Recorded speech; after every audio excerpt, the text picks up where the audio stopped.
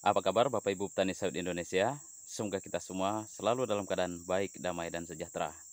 Pasti setiap petani kelapa sawit ingin agar kebun kelapa sawitnya bisa berbuah seperti ini semua Bapak Ibu. Nah, salah satu cara yang dilakukan oleh petani sawit agar kebun kelapa sawitnya bisa berbuah adalah dengan cara membeli kecambah unggul dari produsen resmi. Pertanyaannya, apakah kecambah yang dibibitkan tersebut jika ditanam ke lapangan kelak akan berbuah 100% atau semuanya bisa berbuah? Baiklah Bapak Ibu, untuk menjawab hal tersebut, mari kita simak bagaimana performa tanaman yang ada di kebun ini.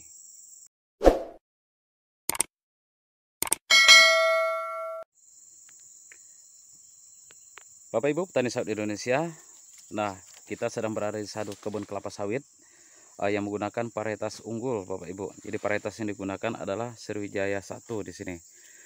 Sriwijaya 1 yang kali ini berbuah hitam ya, karena Sriwijaya 1 ada dua jenis, berwarna hijau buahnya dan ada yang berwarna hitam. Oke Bapak Ibu, di kebun ini 100% menggunakan Sriwijaya 1. Nah, kita lihat pokok yang ini memang menghasilkan buah. Namun apakah 100% tanaman kelapa sawit yang ada di kebun ini yang menggunakan varietas unggul tersebut berbuah normal semua atau tidak ada yang tidak berbuah? Kita akan melihat di pokok-pokok berikutnya Bapak Ibu. Oke ya Bapak Ibu, itu nampak ada buahnya pokok kelapa sawit yang ini. Nah, pokok yang sebelah kiri kita ini juga ada buahnya ya. Nah, kita mencari pokok yang salah satu pokok yang tidak ada buahnya. Jadi ini ada juga buahnya di depan kita ini. Ini Sriwijaya 1. Nah, kita mau melihat pokok yang di depan ini Bapak Ibu. Apakah ada buahnya? Dan kita lihat, nah inilah. Jadi walaupun bibit unggul Bapak Ibu, ternyata tidak 100% bibit tersebut ketika kita tanam ke lapangan bisa menghasilkan buah. Jadi di sini Bapak Ibu bisa melihat ini adalah pokok yang tidak normal ya. Sehingga kalaupun ada buahnya keluar di atas sana, itu duri-duri saja atau orang sering mengatakan itu buah landak. Jadi kalaupun dijual itu tidak ada kadar minyaknya. Nah, sehingga pasti ditolak oleh pabrik.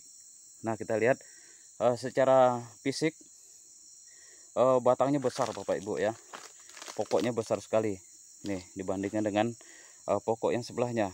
Tuh kecil ya, lebih kecil. Sehingga juga sering orang menyebutkan ini adalah pokok gajah. Jadi kita lihat buahnya tidak ada di sini. Ada tapi tidak berbuah normal. Hanya berbuah duri-duri saja seperti itu atau berbuah landak. Tentang cara mengatasi berbuah landak pernah saya upload di video sebelumnya. Bapak Ibu silahkan tonton di video-video sebelumnya. Cuma di dalam video kali ini saya ingin sampaikan kepada kita semua, Bapak Ibu petani, bahwa kalaupun kita membeli bibit unggul dari produsen resmi, contohnya ini adalah Sriwijaya, kita beli dari PT BSM, kecambahnya dulu. Namun ternyata masih ada juga yang tidak berbuah. Nah, permasalahan itu di mana Bapak Ibu? Ternyata permasalahan utama kenapa pokok kelapa sawit ini berbuah landak, yaitu ketika kita melakukan penyeleksian di bibitan kelapa sawit. Nah, seharusnya Bapak Ibu, waktu kita membibitkan kelapa sawit, kita harus sudah pisahkan mana bibit yang normal dan mana bibit yang abnormal. Nah, seperti hal yang sama di video sebelumnya pernah saya upload juga cara membedakan bibit yang abnormal dan bibit yang normal. Harapannya ketika kita menanam ke lapangan adalah semuanya bibit-bibit yang normal semua atau bibit yang dipastikan akan berbuah seperti ini Bapak Ibu, ini berbuah semua. Nah, memang secara kasat mata memang agak sulit dibedakan antara bibit yang normal dan bibit yang tidak normal. Tapi sebisa mungkin ketika kita menanam bibit ke lapangan kita harus melakukan penyeleksian. Kita harus bisa membedakan mana bibit normal dan mana bibit yang abnormal atau tidak normal. Itu Bapak Ibu petani yang harus kita perhatikan adalah ketika kita melakukan pembibitan. Nah, jadi Bapak Ibu kesimpulannya, walaupun kita membeli kecambah unggul dari perusahaan-perusahaan besar, misalnya dari PT BSM atau dari PPKS atau dari produsen lainnya, tidak 100% bibit kalau kita tanam ke lapangan itu akan berbuah normal semua. Biasanya kalau perusahaan-perusahaan 25% dari kecambah yang ditanam tersebut sampai dia ditanam ke lapangan ada yang diakhirkan.